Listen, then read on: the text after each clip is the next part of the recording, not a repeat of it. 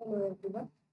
ഇന്നത്തെ വീഡിയോയിൽ കഴിഞ്ഞ വർഷം നടന്നിട്ടുള്ള കോസ്റ്റ് അക്കൗണ്ടിങ്ങിൻ്റെ എക്സാം പേപ്പറാണ് റിവൈസ് ചെയ്യുന്നത്.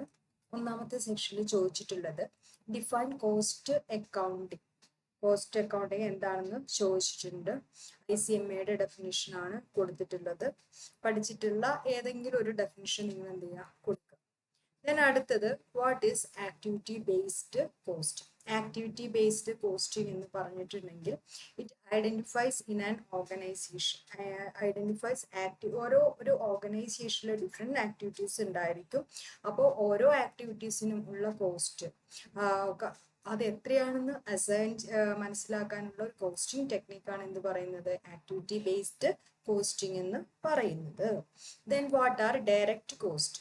ഡയറക്റ്റ് കോസ്റ്റ് എന്ന് പറഞ്ഞിട്ടുണ്ടെങ്കിൽ cost that can be directly related to a particular product or service. നമ്മൾ പ്രൊഡ്യൂസ് ചെയ്യുന്ന ഒരു പ്രൊഡക്ട്സ് അല്ലെങ്കിൽ ഒരു സർവീസ്, ഓഫർ ചെയ്യുന്ന ഒരു സർവീസ്, അതിൽ നമുക്ക് നേരിട്ട് അസൈൻ ചെയ്യാൻ പറ്റുന്ന കോസ്റ്റിന് നമുക്ക് എന്ത് പറയാം, ഡയറക്റ്റ് കോസ്റ്റ് എന്ന് പറയാം. Then what is standard costing. Standard costing എന്ന് പറഞ്ഞിട്ടുണ്ടെങ്കിൽ technique that enables business to plan, control and evaluate the cost and performance. ഒരു ഓർഗനൈസേഷന് അതിൻ്റെ ഒരു കോസ്റ്റ് അക്കൗണ്ടിങ് ടൂളാണ്.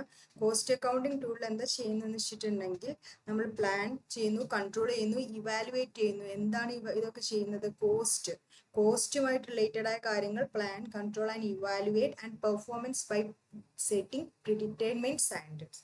മുൻകൂട്ടി നമ്മൾ നിശ്ചയിച്ച ഓരോ കാര്യങ്ങൾക്കും ഓരോ സ്റ്റാൻഡേർഡും, ഓരോ ആക്ടിവിറ്റിക്കും, അതേപോലെ ഓരോ തരത്തിലുള്ള മെറ്റീരിയൽ ആണെങ്കിലും ലേബർ ആണെങ്കിലും എല്ലാത്തിനും നമ്മൾ എന്ത് ചെയ്യുന്നു, മുൻകൂട്ടി ഒരു സ്റ്റാൻഡേർഡ്, പ്രിഡിറ്റർമൈൻഡ് സ്റ്റാൻഡേർഡ് പ്രിപ്പയർ ചെയ്യുന്നു. ആ പ്രിപ്പയർ ചെയ്തിട്ടുള്ള സ്റ്റാൻഡേർഡ് ആക്ച്വൽ റിസൾട്ടുമായിട്ട് കമ്പയർ ചെയ്യുന്നു. Then what is composite cost unit. Composite cost unit എന്ന് പറഞ്ഞിട്ടുണ്ടെങ്കിൽ രണ്ട് സിമ്പിൾ കോസ്റ്റ് യൂണിറ്റിന്റെ കോമ്പിനേഷൻ നമുക്ക് കോമ്പോസിറ്റ് കോസ്റ്റ് യൂണിറ്റ് എന്ന് പറയാം. ഡേഞ്ചർ ലെവൽ എന്ന് പറഞ്ഞിട്ടുണ്ടെങ്കിൽ മിനിമം ലെവലിനേക്കാളും താഴെ ഉള്ള ലെവലിനെയാണ് എന്ത് പറയുന്നത്, ഡേഞ്ചർ ലെവൽ എന്ന് പറയുന്നത്. അതിൽ സ്റ്റോക്ക് ഡേഞ്ചർ ലെവൽ എത്തിയിട്ടുണ്ടെങ്കിൽ ഒരു എത്രയും പെട്ടെന്ന് പർച്ചേസ് ചെയ്യണമെന്നാണ് അർത്ഥം. Then what is EOQ. EOQ എന്ന് പറഞ്ഞാൽ എക്കണോമിക് ഓർഡർ ക്വാണ്ടിറ്റിയാണ്. EOQ എന്ന് പറയാം economic 2CO √ 2CO by I എന്നുള്ള ഇക്വേഷൻ യൂസ് ചെയ്താൽ മതി. That quantity of material that can B ordered at A time which reduce the total cost. കുറഞ്ഞ total cost കൊണ്ട് നമുക്ക് ഓർഡർ ചെയ്യാൻ പറ്റുന്ന ഒരു ടൈമിൽ ഓർഡർ ചെയ്യാൻ പറ്റുന്ന ക്വാണ്ടിറ്റിയാണ് എക്കണോമിക് ഓർഡർ ക്വാണ്ടിറ്റി എന്ന് പറയുന്നത്. Then what is FSN analysis. Inventory മാനേജ്മെന്റിന് ഉപയോഗിക്കുന്ന ടെക്നിക്കാണ് FSN അനാലിസിസ് എന്ന് പറയുന്നത്. അതിൽ ഇൻവെന്ററിയെ 4 കാറ്റഗറി ആയിട്ട് ഡിവൈഡ് ചെയ്യും. 3 കാറ്റഗറി ആയിട്ട് ഡിവൈഡ് ചെയ്യും. F fast moving, S slow moving and N non moving. അങ്ങനെ 3 കാറ്റഗറി ആയിട്ട് ഡിവൈഡ് ചെയ്തിട്ട് അതിനനുസരിച്ചിട്ടാണ് സാധനങ്ങൾ മേടിക്കുന്നതും അതേപോലെ സ്റ്റോർ ചെയ്യുന്നതും. Who are casual workers. ഒരു പെർമനന്റ് ജോബ് സ്ഥാപനത്തിൽ ഇല്ലാത്ത ആളുകളെ നമുക്ക് കാഷ്വൽ വർക്കേഴ്സ് എന്ന് പറയാം. Then what is apportionment of overhead. Apportionment of cost എന്ന് പറഞ്ഞിട്ടുണ്ടെങ്കിൽ, ഓവർഹെഡ് എന്ന് പറഞ്ഞിട്ടുണ്ടെങ്കിൽ ഒരു മൾട്ടിപ്പിൾ കോസ്റ്റ് യൂണിറ്റിലോട്ട് എന്ത് ചെയ്യുന്നു, മൊത്തത്തിലുള്ള ഓവർഹെഡിനെ അതിന്റെ ഒരു പ്രൊപ്പോർഷൻ ബേസിൽ അത് നിങ്ങൾക്ക് തന്നിട്ടുണ്ടായിരിക്കും. അപ്പോർഷൻ ചെയ്യാനുള്ള ഒരു ബേസ് നമുക്ക് ഓരോ ഐറ്റത്തിനും തന്നിട്ടുണ്ടായിരിക്കും. അതിന്റെ ബേസിൽ, ലോജിക്കൽ ബേസിൽ നമ്മൾ എന്ത് ചെയ്യുന്നു, ഓരോ ഡിപ്പാർട്ട്മെന്റിനായിട്ട് ഡിവൈഡ് ചെയ്തു കൊടുക്കുന്നു. അതിനെയാണ് എന്ത് പറയുന്നത്, അപ്പോർഷൻമെന്റ് ഓഫ് ഓവർഹെഡ് എന്ന് പറയുന്നത്. അതിന്റെ ബേസും കൂടി പഠിക്കാൻ നമുക്ക് പ്രോബ്ലം ചോദിക്കുമ്പോൾ ചെയ്യേണ്ടി വരും. Then define contract cost. ICMA definition ആണ് കൊടുത്തിട്ടുള്ളത്. കോൺട്രാക്ട് കോസ്റ്റിംഗ് എന്താണെന്നുള്ളത്. What is normal loss. The loss which is unavoidable due to the inherent nature. അത് നാച്ചുറലി സംഭവിക്കുന്ന കുറച്ച് ചെലവ് അല്ലെങ്കിൽ ലോസസ്, അതാണ് എന്ത് പറയുന്നത്, നോർമൽ ലോസ് എന്ന് പറയുന്നത്. Then what is budgeting. Budgeting എന്ന് പറഞ്ഞാൽ എന്താണ്, J. Battyയുടെ ഡെഫിനിഷൻ, എൻ്റെ process of preparing the budget. ഒരു ബജറ്റ് പ്രിപ്പയർ ചെയ്യുന്ന ടോട്ടൽ പ്രോസസ്സിനെ നമുക്ക് എന്ത് പറയാം, ബജറ്റിംഗ് എന്ന് പറയാം.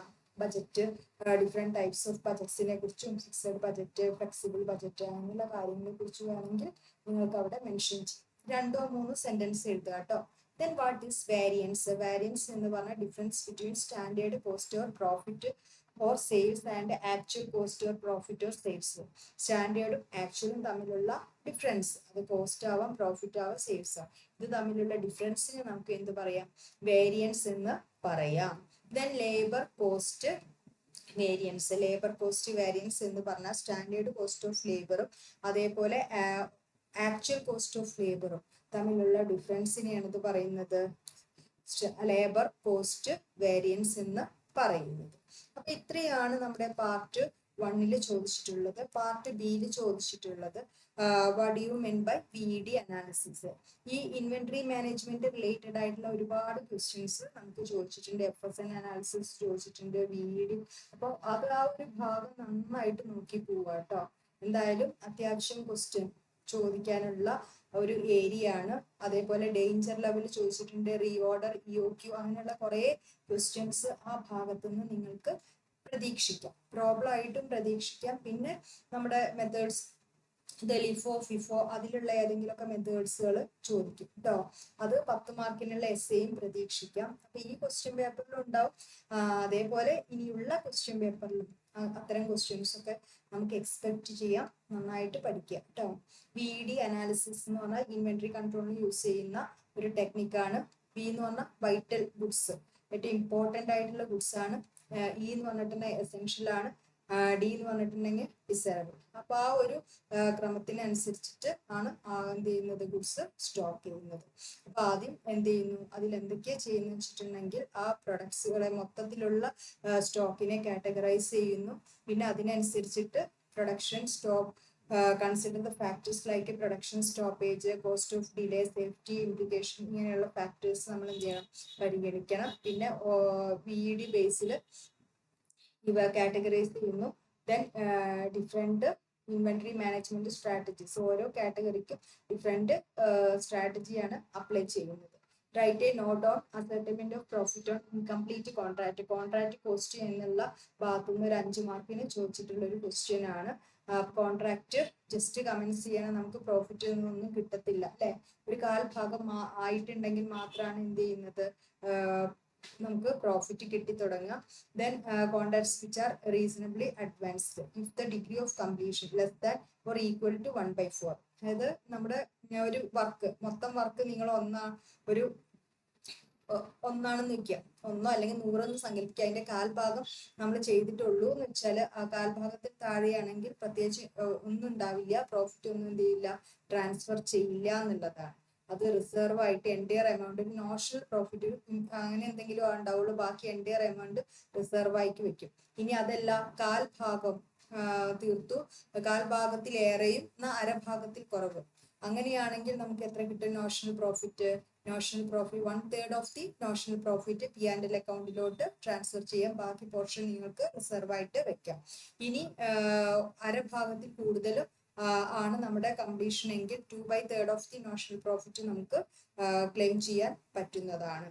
ഇങ്ങനെയാണ് notional profit into 2/3 or 1/3 of the as the case may be into cash received by work certified. ഈ രീതിയിലാണ് ഇത് നമ്മൾ ചെയ്യേണ്ടത്. ദെൻ അടുത്തത് briefly write about the characteristics of process costing. Process costing എന്ന് പറഞ്ഞിട്ടുണ്ടെങ്കിൽ എന്താണ്, ചിലപ്പോൾ കോസ്റ്റ് ഓഫ് പ്രൊഡക്ഷൻ, ഒരു പ്രൊഡക്ട്സിന്റെ കോസ്റ്റ് ഓഫ് പ്രൊഡക്ഷൻ എന്ന് പറഞ്ഞാൽ ഡിഫറെന്റ് പ്രോസസ്സിലൂടെ കടന്നു പോകും. അത്തരം പ്രൊഡക്ട്സുകളുടെ കോസ്റ്റ് അസർട്ടൈൻ ചെയ്യാനാണ് പ്രോസസ് കോസ്റ്റിംഗ് യൂസ് ചെയ്യുന്നത്. അപ്പോൾ കണ്ടിന്യൂസ് പ്രൊഡക്ഷൻ ഉണ്ടായിരിക്കും, ഒരു പ്രോസസ്സിന്റെ എൻഡ് പ്രൊഡക്റ്റ് ആയിരിക്കും നെക്സ്റ്റിന്റെ എന്ത് പ്രൊഡക്റ്റ് ആയിട്ട് വരിക, റോ പ്രൊഡക്ട്സ് ആയിട്ട് മാറുന്നത്. ഹോമോജീനിയസ് പ്രൊഡക്ട്സ് വിത്ത് ഐഡന്റിറ്റി എല്ലാം എന്തായിരിക്കും, ഹോമോജീനിയസ് പ്രൊഡക്ട്സ് ആയിരിക്കും. ദെൻ ഈ പ്രോസസ്സിന് ഒരു പ്രത്യേക സീക്വൻസ് ഉണ്ടായിരിക്കും. ദെൻ കോസ്റ്റ് കാൽക്കുലേറ്റ് ചെയ്യുന്നത് പ്രോസസ് വൈസ് ആയിരിക്കും. ഇനി എന്തെല്ലാമാണ് techniques of costing? Direct costing technique ഉണ്ട്, സ്റ്റാൻഡേർഡ് കോസ്റ്റിംഗ് ടെക്നിക് ഉണ്ട്, മാർജിൻ കോസ്റ്റ് ടെക്നിക് ഉണ്ട്, historical cost technique, uniform cost technique, absorption costing, activity based costing, ഇങ്ങനെയുള്ള ഡിഫറെന്റ് ടൈപ്സ് ഓഫ് കോസ്റ്റിംഗ് ടെക്നിക്സുകളുണ്ട്. ഇനി അടുത്തത് A manufacturing company uses 12,000 units of material per year. ഒരു manufacturing കമ്പനിയാണ്, അവര് ഒരു വർഷം 12,000 യൂണിറ്റ്സ് എന്ത് ചെയ്യുന്നുണ്ട്, മെറ്റീരിയൽ യൂസ് ചെയ്യുന്നുണ്ട്. Cost of placing and order എന്ന് പറയുന്നത് 12 രൂപയാണ്. Cost of material per unit എന്ന് പറയുന്നത് ₹1 ആണ്. ഇൻവെന്ററി ക്യാരിങ് കോസ്റ്റ് എന്ന് പറയുന്നത് 24% ആണ്. അങ്ങനെയാണെങ്കിൽ ഇഒക്യു എന്താണെന്ന് ചോദിക്കാറുണ്ട്. ഇഒക്യുന്റെ ഫോർമുല വരാറുണ്ട്. അപ്പൊ എന്തായാലും ഇഒക്യു പഠിച്ചോളൂ കേട്ടോ. ഇഒക്യു ഇസ് ഈക്വൽ ടു √2CO/I ഇതവിടെ ചെയ്തു വെച്ചിട്ടുണ്ട്. ലാസ്റ്റ് 3 യൂണിറ്റ്സ് ആണെന്ന് കിട്ടും. From the following particulars prepare the store ledger account under the simple average price method. Simple average price മെത്തേഡിൽ സ്റ്റോർ ലെഡ്ജർ ഉണ്ടാക്കാനാണ്. നമുക്ക് സ്റ്റോക്ക് ഓൺ പറഞ്ഞിട്ടുണ്ട്, പർച്ചേസസ്, ഇഷ്യൂ, അങ്ങനെയുള്ള കാര്യങ്ങളൊക്കെ നമുക്ക് തന്നിട്ടുണ്ട്. സ്റ്റോർ ലെഡ്ജർ ഞാൻ ഉണ്ടാക്കിയിട്ടുണ്ട്. ആവറേജ് പ്രൈസ് ആണ്. അപ്പൊ ആവറേജ് പ്രൈസ് എന്ന് പറഞ്ഞാൽ ആദ്യം നമുക്ക് ഓപ്പണിംഗ് സ്റ്റോക്ക് ആണ് തന്നിട്ടുള്ളത്. നമ്മൾ ഇത് 3 പാർട്ടായിട്ട് തരംതിരിക്കുക. ആദ്യം ഒരു ഡേറ്റ് കോളം വേണേ, എന്നിട്ട് ഇതിനെ 3 പാർട്ടാക്കുക. Receipt, issue, balance. അത് ലിഫോ ചെയ്യുകയാണെങ്കിലും ഫിഫോ ചെയ്യുകയാണെങ്കിലും ഒക്കെ ഇതേപോലെ 3 പാർട്ടാക്കിയിട്ട് വെക്കുക കേട്ടോ. അതിന് ശേഷം എന്ത് ചെയ്യുക, നമ്മുടെ ഓപ്പണിംഗ് ബാലൻസ് ഇവിടെ 410 എന്ന് പറഞ്ഞിട്ട് എഴുതി. പിന്നെ നമ്മൾ പർച്ചേസ് ചെയ്തിട്ടുണ്ട്. പർച്ചേസ് ചെയ്താൽ നമ്മൾ എന്ത് ചെയ്തു, 100 യൂണിറ്റ് പർച്ചേസ് ചെയ്തു. ഒരെണ്ണത്തിന് 11 രൂപ വെച്ചിട്ട് മൊത്തം 1,100 രൂപ. അപ്പൊ ഇനി നമ്മുടെ കയ്യിൽ എത്ര ഉണ്ട്, ആദ്യത്തെ 400 യൂണിറ്റ് ഉണ്ട്, ഇപ്പത്തെ 100 യൂണിറ്റ് ഉണ്ട്. ടോട്ടൽ ഈ 4,000-ഉം പിന്നെ 1,100 കൂടി കൂട്ടിയിട്ട് എത്രയുണ്ട്, 5,100 ഉണ്ട്. അതിൽ നിന്ന് ഇനി 400 നമ്മൾ ഇഷ്യൂ ചെയ്യണം. അപ്പൊ 400 നമ്മൾ ഇഷ്യൂ ചെയ്യുമ്പോൾ 400. ഇനി ഇതിന്റെ ആവറേജ് പ്രൈസ് മെത്തേഡ് ആയതുകൊണ്ട് നമ്മൾ എന്ത് ചെയ്യണം എന്ന് വെച്ചാല്, ഈ 11 ആണല്ലോ ആദ്യത്തെ ബാലൻസ് എത്രയാണ്, ഒന്നിന്റെ റേറ്റ് എത്രയാണ് 10, ഇപ്പത്തിന്റെ റേറ്റ് എത്രയാണ് 11, പുതിയത് വാങ്ങിയത്. അപ്പൊ 10 + 11 21/2. 21/2 എന്ന് പറഞ്ഞിട്ടുണ്ടെങ്കിൽ എത്രയാണ്, 10.5 ആ റേറ്റിന്. അപ്പൊ 400 × 10.5 4,200. ഇനി ബാക്കി എത്ര ബാലൻസ് ഉണ്ട്, 100 ഉണ്ട്. ആ 100 ഇവിടെ നിങ്ങൾ എന്ത് ചെയ്യുക, ബാക്കി അതിന്റെ പ്രൈസ് വിറ്റ് എഴുതി വയ്ക്കുക. മനസ്സിലായിട്ടുണ്ടാവും എന്ന് വിശ്വസിക്കുന്നു. അതേപോലെ എന്ത് ചെയ്യാം, ഓരോ ഈ പ്രൊസീജിയർ നിങ്ങൾ എന്ത് ചെയ്യാം, കംപ്ലീറ്റ് ചെയ്യുക കേട്ടോ. ജസ്റ്റ് ഒന്ന് നോക്കിക്കോളൂ. മറ്റേ പെട്ടെന്ന് സ്ക്രോൾ ചെയ്തിട്ടുണ്ടെങ്കിൽ ചിലപ്പം വീഡിയോസ് പിന്നെ നിങ്ങൾക്ക് കിട്ടാൻ ബുദ്ധിമുട്ടായി. ഇനി അടുത്തത്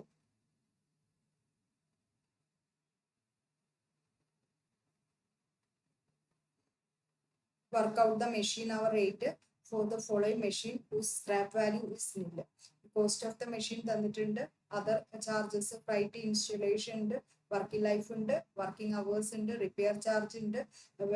അതില് പിന്നെ എന്താ, പവറിന്റെ കാര്യം, ലൂബ്രിക്കേറ്റിംഗ്, കൺസ്യൂമബിൾ സ്റ്റോഴ്സ്, വേജസ്, ഇങ്ങനെയുള്ള കാര്യങ്ങളൊക്കെ തന്നിട്ടുണ്ട്.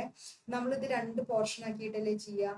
ഫിക്സഡും വേരിയബിൾ എന്ന് പറഞ്ഞിട്ടുള്ളതാണ്. ഫിക്സഡിനെ നമ്മൾ എന്തും പറയും, സ്റ്റാൻഡിങ് ചാർജസ് എന്ന് പറയും. അപ്പൊ ഇവിടെ നമുക്ക് എങ്ങനെ കാണണ്ടെന്ന് വെച്ചിട്ടുണ്ടെങ്കിൽ ഇത് ഇവിടെ തന്നിട്ടുണ്ടാവും. ഒരു ദിവസത്തെയാണ് കാണുന്നത്, 8 hours ഉള്ള ഒരു ദിവസത്തെയാണ്. ആദ്യം നമ്മൾ സ്റ്റാൻഡിങ് ചാർജസ് ചെയ്ത. സ്റ്റാൻഡിങ് ചാർജസ് എന്ന് പറഞ്ഞാൽ ഫിക്സഡ് ചാർജ് ആണ്. അതിൽ ലൂബ്രിക്കേറ്റിംഗ് ഓയിൽ ഉണ്ട്. ഒരു 8 hours എത്ര രൂപയാണ്, 21 രൂപയാണെന്ന് തന്നിട്ടുണ്ട്. പിന്നെ കൺസ്യൂമബിൾ സ്റ്റോഴ്സ് തന്നിട്ടുണ്ട്, 10 രൂപയാണ്. അപ്പൊ അതും എഴുതി. ഒരു ദിവസത്തെയാണ് കേട്ടോ കൂട്ടുന്നത്.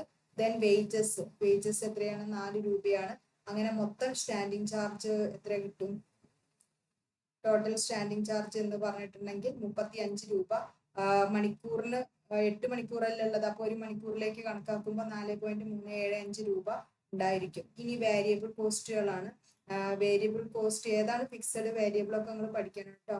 പിന്നെ വേരിയബിൾ കോസ്റ്റിൽ നമുക്ക് ഇവിടെ ഏതൊക്കെയാണ് കൊടുക്കേണ്ടി വരുന്നത്, ഡിപ്രീസിയേഷൻ ഉണ്ടെന്ന് പറയുന്നുണ്ട്. ഇതിന്റെ working hours 2000 hours per year ആണ് പറഞ്ഞിട്ടുള്ളത്. റിപ്പയർ ചാർജസ് 50% ഓഫ് ഡിപ്രീസിയേഷൻ എന്ന് പറഞ്ഞിട്ടുണ്ട്. അപ്പൊ മെഷീന്റെ വില നോക്കി 90,000 ആണ്. പിന്നെ പ്ലസ് അതർ ഇൻസ്റ്റലേഷൻ ചാർജ് ഒക്കെ ഉണ്ട്. Other charge plus installation. അപ്പൊ മൊത്തം എത്ര രൂപയായി, 1,00,000 രൂപയായി. ഈ 90,000 പ്ലസ് 10,000 ചേർത്ത് 1,00,000 രൂപയായി. 10% നമ്മളോട് ഡിപ്രീസിയേഷൻ പറഞ്ഞത്, 10%. പിന്നെ എത്ര മണിക്കൂറിനാണ് നമ്മൾ ഇത് കാണേണ്ടത്, എത്ര മണിക്കൂർ ഇത് ഉപയോഗിച്ചു നോക്കി, ഈ മെഷീൻ ഉപയോഗിച്ച് 2000 അവേഴ്സ് ആണ് ഒരു വർഷത്തിൽ. അപ്പൊ 2000 അവേഴ്സ്, ഇത് 2000 എന്ന് ഇവിടെ കൊടുത്തത് 2000 അവേഴ്സിനാട്ടോ. അപ്പൊ 2000 അവേഴ്സിന് കാണുമ്പോൾ നിങ്ങൾക്ക് 5 രൂപ കിട്ടും. റിപ്പയർ ചാർജ് മണിക്കൂറിനാക്കിയിട്ട് നമ്മൾ ചെയ്യാണ്. റിപ്പയർ ചാർജ് എന്ന് പറഞ്ഞിട്ടുണ്ടെങ്കിൽ 50% ഓഫ് ഡിപ്രീസിയേഷൻ ആണ്. അപ്പൊ ഡിപ്രീസിയേഷന്റെ 50%. അപ്പൊ ഒരു മണിക്കൂറിനുള്ള ഡിപ്രീസിയേഷൻ 5 കിട്ടി. അതിന്റെ 50% എന്ന് പറഞ്ഞാൽ എത്രയാണ്? 2.5. പവർ എന്ന് പറഞ്ഞിട്ടുണ്ടെങ്കിൽ ഇത് നോക്കൂ, പവറിന്റെ കാര്യം എന്താ പറഞ്ഞിട്ടുള്ളത്? 10 യൂണിറ്റ്സ് പെർ അവർ. ഒരു മണിക്കൂറിന് 10 യൂണിറ്റ് വേണം. ഒരു യൂണിറ്റിന് എത്ര രൂപയാണ്? 10 പൈസയാണ്. അങ്ങനെയാണെങ്കിൽ എത്രയായി? 1 രൂപയായി. അപ്പോൾ നമ്മുടെ വേരിയബിൾ ചാർജിന്റെ ടോട്ടലും കിട്ടും. ഇത് രണ്ടും കൂടി പ്ലസ് ചെയ്തിട്ടുണ്ടെങ്കിൽ comprehensive machine hour rate. Then അടുത്തത്, from the following information calculate the earnings of the Geeta and Sita on Tyler's differential piece rate system. ടൈലേഴ്സിന്റെ ഡിഫറൻഷ്യൽ പീസ് റേറ്റ് സിസ്റ്റത്തിലാണ് ഇത് കാണാൻ പറഞ്ഞിട്ടുള്ള. സ്റ്റാൻഡേർഡ് പ്രൊഡക്ഷൻ എന്ന് പറഞ്ഞിട്ടുണ്ടെങ്കിൽ ഈ ഒരു മണിക്കൂറിന് 8 യൂണിറ്റ്സ് ആണ്. നോർമൽ ടൈം റേറ്റ് എന്ന് പറഞ്ഞിട്ടുണ്ടെങ്കിൽ 0.4 ആണ് തന്നിട്ടുള്ളത്. ഇനി differential to be applied 80% of the piece rate below standard. സ്റ്റാൻഡേർഡിൽ താഴെ ഇയാൾ പെർഫോം ചെയ്യുകയാണെങ്കിൽ അയാൾക്ക് പീസ് റേറ്റിന്റെ 80% കൊടുക്കുക. പീസ് റേറ്റിന്റെ അബവ് പെർഫോം ചെയ്യുകയാണെങ്കിൽ അയാൾക്ക് എത്ര കൊടുക്കുക? 120% കൊടുക്കുക. ഇനിയുടെ Geeta produces 54 units and Seeta produces 75 units. അപ്പോൾ ഇനി ഓരോ ദിവസത്തിൽ എത്രയാണ് പ്രൊഡ്യൂസ് ചെയ്തിട്ടുള്ളതെന്ന് നമുക്ക് തന്നിട്ടുണ്ട്. ഇനി നോക്കൂ, അപ്പോൾ ഗീതയുടെ എഫിഷ്യൻസി എന്ന് പറയുന്നത് 54 ആണ്. 54 യൂണിറ്റ്സ് ആണ് ഇവിടെ ഇയാൾ പ്രൊഡ്യൂസ് ചെയ്തിട്ടുള്ളത് അല്ലേ. 54 യൂണിറ്റ്സ് ഡിവൈഡഡ് ബൈ 72 into 100. അപ്പോൾ 75%. നോക്കൂ എത്ര യൂണിറ്റ്സ് ഇയാളുടെ എഫിഷ്യൻസി നമുക്കറിയണം. കാരണം ഇയാൾ 80% താഴെയാണോ അതോ കൂടുതലാണോ ഇയാൾ പ്രൊഡ്യൂസ് ചെയ്തിട്ടുള്ളതെന്ന് നമുക്ക് എന്ത് ചെയ്യണം? അറിയണം. അപ്പൊ അതിനു വേണ്ടിയിട്ട് നമ്മൾ എന്ത് ചെയ്യണം? ഇയാള് എത്ര പെർസെന്റ് പ്രൊഡ്യൂസ് ചെയ്തു എന്നുള്ളത് നമ്മൾ കണ്ടെത്തണം. അപ്പൊ സ്റ്റാൻഡേർഡ് എത്രയാണെന്നാ വരുന്നത്? 72 ആണ് വരുന്നത് അല്ലെ. സ്റ്റാൻഡേർഡ് എന്ന് പറഞ്ഞിട്ടുണ്ടെങ്കിൽ 72 വരും. പിന്നെ 8 യൂണിറ്റ്സ് ആണ് ഒരു മണിക്കൂറിൽ പ്രൊഡ്യൂസ് ചെയ്യുന്നത്. ഒരു മണിക്കൂറിന് 8 യൂണിറ്റ്സ് വെച്ചിട്ട് അപ്പൊ 72 വരുന്നു. ദെൻ അപ്പോ 54 ആണ് ഗീതയുടെ പ്രൊഡക്ഷൻ എന്ന് പറയുന്നത്. അപ്പൊ 54 ഡിവൈഡഡ് ബൈ 72 into 100 എന്ന് പറഞ്ഞാൽ 75%. സീതേന്റെ ആണെങ്കിലോ 75 ആണ്. 75 അവര് പ്രൊഡ്യൂസ് ചെയ്തിട്ടുണ്ട്. സ്റ്റാൻഡേർഡ് എത്രയാണ്? 72 into 100 104. അപ്പൊ ഇയാള് 80% താഴെയും ഇയാള് 120%, 120%. ഇപ്പൊ 80% പീസ് റേറ്റ് കിട്ടും. ബിലോ സ്റ്റാൻഡേർഡ് ആണ്. സ്റ്റാൻഡേർഡ് ബിലോ സ്റ്റാൻഡേർഡ് ആണെങ്കിൽ 80% ഓഫ് പീസ് റേറ്റും. ഇയാൾ എത്രയുണ്ട്? 104.17% ഉണ്ട്. അപ്പൊ പീസ് റേറ്റ് അപ്ലൈ ചെയ്യുകയാണെങ്കിൽ ഇവിടെ പീസ് റേറ്റ് അപ്ലൈ ചെയ്യുകയാണെങ്കിൽ ഇയാൾ എന്ത് ചെയ്തിട്ടുണ്ടത്? 80% ഓഫ് 5. 80% ഓഫ് 5 ഇയാൾക്ക് എത്ര കിട്ടുള്ളൂ? കാരണം ബിലോ എന്താ പറയാ സ്റ്റാൻഡേർഡ് ആണ്. സോ എത്രയാണ് സ്റ്റാൻഡേർഡ് റേറ്റ് വെച്ചാൽ അതിന്റെ 80% മാത്രമേ ഇയാൾക്ക് എന്ത് ചെയ്യുന്നുള്ളൂ? കിട്ടുന്നുള്ളൂ. അപ്പൊ 4 പൈസ വെച്ചിട്ടാണ് കിട്ടുന്നത്. സീതയ്ക്ക് എന്ന് പറഞ്ഞിട്ടുണ്ടെങ്കിൽ 120% ഓഫ് 5,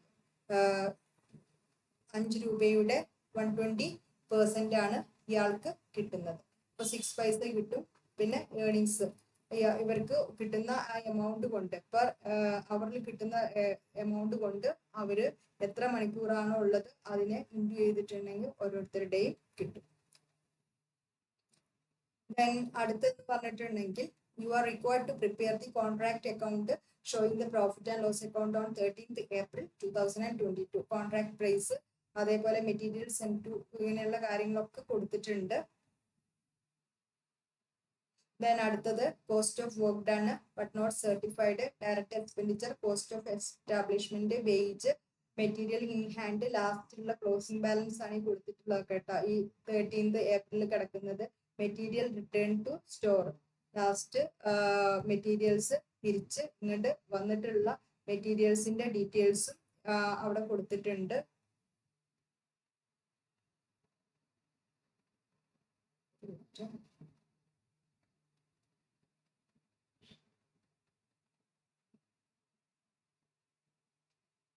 ഇനി നമ്മൾ എങ്ങനെ ചെയ്യുക കോൺട്രാക്ട് അക്കൗണ്ട് പ്രിപ്പയർ ചെയ്യുന്നത്? ആദ്യം മെറ്റീരിയൽ നമ്മൾ എടുത്ത സാധനങ്ങളൊക്കെ കൊടുക്കുക. മെറ്റീരിയൽ 32 അതൊക്കെ തന്നിട്ടുണ്ട്, ലേബർ തന്നിട്ടുണ്ട്, പ്ലാന്റ് തന്നിട്ടുണ്ട്, മറ്റു എക്സ്പെൻസസ് ഈ തന്ന എക്സ്പെൻസ് ഒക്കെ തന്നിട്ടുണ്ട്. പിന്നെ വർക്ക് സർട്ടിഫൈഡ് നമുക്ക് തന്നിട്ടുണ്ട് 71,500. നിങ്ങൾക്ക് നോക്കിയാൽ കാണാം. വർക്ക് അൺസർട്ടിഫൈഡ് എവിടെ തന്നിട്ടുണ്ട്? വർക്ക് സർട്ടിഫൈഡും തന്നിട്ടുണ്ട്. വർക്ക് അൺസർട്ടിഫൈഡ് തന്നിട്ടുണ്ട് 1700. അങ്ങനെ ടോട്ടൽ 73,200 വർക്ക്. പിന്നെ മെറ്റീരിയൽസ് റിട്ടേൺ ടു സ്റ്റോർ എന്ന് പറയുന്നത് എത്രയാണ്? 200 രൂപയാണെന്ന് പറഞ്ഞിട്ടുണ്ട്. പിന്നെ പ്ലാന്റ് മെറ്റീരിയൽസ് ഇൻ ഹാൻഡിന്റെ ക്ലോസിംഗ് ബാലൻസ് ആണ്. ലാസ്റ്റ് നമുക്ക് നോഷണൽ പ്രോഫിറ്റ് 9,075 കിട്ടും. അതെന്ത് ചെയ്യാം? അങ്ങോട്ട് ബ്രോ ഡൗൺ ചെയ്തിട്ട് P&L അക്കൗണ്ടിൽ നമുക്ക് എത്ര വർക്കാണ് നമ്മൾ ചെയ്തിട്ടുള്ളത് അതിന്റെ 2/3 അല്ലെ? വർക്ക് നമ്മൾ 2/3 എന്ന് പറഞ്ഞിട്ടുണ്ടെങ്കിൽ നമ്മൾ അതായത് മൊത്തം വർക്കിന്റെ അര ഭാഗത്തിൽ കൂടുതൽ നമ്മൾ ചെയ്ത 2/3 ആണ് കിട്ടുന്നത്. അപ്പൊ 2/3 വെച്ചിട്ട് നമ്മൾ P&L അക്കൗണ്ടിലേക്ക് മാറ്റുന്നു. ബാക്കി വർക്ക് ഇൻ പ്രോഗ്രസ് ആയിട്ട് നമ്മൾ കാണിക്കുന്നു 3,575 രൂപ. Okay, from the following information and assumption, the balance in hand on 1st January 2002 തന്നിട്ടുണ്ട്. നമ്മുടെ ഒരു ബാലൻസ് 72,500 തന്നിട്ടുണ്ട്. ക്യാഷ് ബജറ്റ് പ്രിപ്പയർ ചെയ്യാനാണ്. മന്ത് ഡിഫറെന്റ് ജനുവരി മുതൽ ജൂൺ വരെ തന്നിട്ടുണ്ട്. ഡിഫറെന്റ് ഓരോ മന്തിലെയും സെയിൽസ് തന്നിട്ടുണ്ട്, മെറ്റീരിയൽസ്, വേജ്, സെല്ലിംഗ്. ഇതൊന്നും നിങ്ങൾ പ്രത്യേകിച്ച് ഒന്നും ചെയ്യാനില്ല. ഇതൊക്കെ ആ എമൗണ്ട് അസൈൻ ചെയ്യാൻ പറ്റും. പക്ഷെ നമ്മൾ എന്ത് ചെയ്തിട്ടുണ്ട്? ആദ്യം ഒരു ഓപ്പണിംഗ് സ്റ്റോക്ക് തന്നിട്ടുണ്ട്, കണ്ടോ? ഓപ്പണിംഗ് സ്റ്റോക്ക് ഏതൊക്കെ തന്നിട്ടുള്ള? ജനുവരിയിലെ. ഇനി ഈ ജനുവരിയിലെ ഓപ്പണിംഗ് സ്റ്റോക്ക് ആണ് അല്ല, ഇനി ആ ഓപ്പണിംഗ് സ്റ്റോക്ക് വെച്ചിട്ട് നമ്മൾ ക്ലോസിംഗ് സ്റ്റോക്ക് കണ്ടെത്തും. ആ ക്ലോസിംഗ് ബാലൻസ് എന്ത് ചെയ്താൽ മതി? നിങ്ങൾ നേരെ ഫെബ്രുവരിക്ക് ഇട്ട് കൊടുക്കുക. അത് എന്തായിട്ട് കാണും? ഫെബ്രുവരിയിലെ ഓപ്പണിംഗ് ബാലൻസ് ആയിട്ട് കാണും. എന്നിട്ട് ഫെബ്രുവരിയിലെ ക്ലോസിംഗ് ബാലൻസ് എവിടേക്ക് കൊടുക്കുക? മാർച്ചിലെ ഓപ്പണിംഗ് ബാലൻസ് ആയിട്ട് കൊടുക്കുക. അങ്ങനെ അത് ചെയ്യാം കേട്ടോ. അതില് നമ്മള് ക്യാഷ് സെയിൽസ്, മൊത്തം സെയിൽസിന്റെ 50% ക്യാഷ് സെയിൽസ് ആണെന്ന് പറഞ്ഞിട്ടുണ്ട്. പിന്നെ ഓരോ മന്തില് assets are to be acquired in the month of February and April. Therefore, provision should be made for the payment of 8,000 and 25,000 for the same. ഏതൊക്കെ മന്തിലാണ് പ്രൊവിഷൻ ക്രിയേറ്റ് ചെയ്തതെന്ന് പറയുന്നുണ്ട്. പിന്നെ bank grant 30,000. Application has made to bank for grant of loan. 30,000 bank ലോണിന് അപേക്ഷിച്ചു. പക്ഷെ മെയ്യിലാണ് ഉണ്ടാകുക. അപ്പൊ June it is hoped that it will be received in the month of May അല്ലേ? Then it is anticipated that a dividend of 35,000 will be paid in June and debtors are allowed on month's credit. Sales commission ഉണ്ട്. നമുക്ക് കിട്ടിയതും കൊടുത്തതും മാത്രം നമ്മൾ ഇവിടെ എഴുതിയാൽ മതി. ജനുവരി ഫെബ്രുവരി മന്ത്. ഇനി നമ്മൾ ഓപ്പണിംഗ് ക്യാഷ് ബാലൻസ് ഇതേ ഇവിടെ കൊടുത്തിട്ടുണ്ട്. ഇനി ക്യാഷ് സെയിൽസ് എന്ന് പറഞ്ഞാൽ മൊത്തം സെയിൽസിന്റെ 50% ആണെന്ന് പറഞ്ഞിട്ടുണ്ട്. അപ്പൊ നിങ്ങളുടെ മൊത്തം സെയിൽസ് എന്ന് പറഞ്ഞാൽ 72,000 ആണ്. അതിന്റെ 50% ഇവിടെ തന്നിട്ടുണ്ട് കേട്ടോ.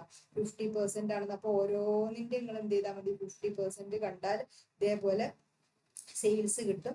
പിന്നെ ക്യാഷ് ആയി ഡെപ്റ്റേഴ്സ് റിയലൈസ് ചെയ്യാന്ന് പറഞ്ഞിട്ടുണ്ടെങ്കിൽ ഇവിടെ അതിനെ കുറിച്ചൊരു ഇത് പറഞ്ഞിട്ടുള്ള എന്താ വെച്ചാൽ debtors are allowed 1 month credit. അതായത് ഇപ്പൊ നമുക്ക് ഡെപ്റ്റർ ഉണ്ടായി നിൽക്കുക, നമ്മൾ കടത്തിന് സാധനങ്ങൾ ഈ മന്തിൽ വിറ്റു. ഇപ്പൊ ഇത് ഏതാ മാസം വരുന്നത്? നമ്മളിപ്പോ മെയ്യിലാണ് വിറ്റ്. അപ്പൊ മെയ് ഫസ്റ്റ് ആണെന്ന് വെച്ചോളൂ.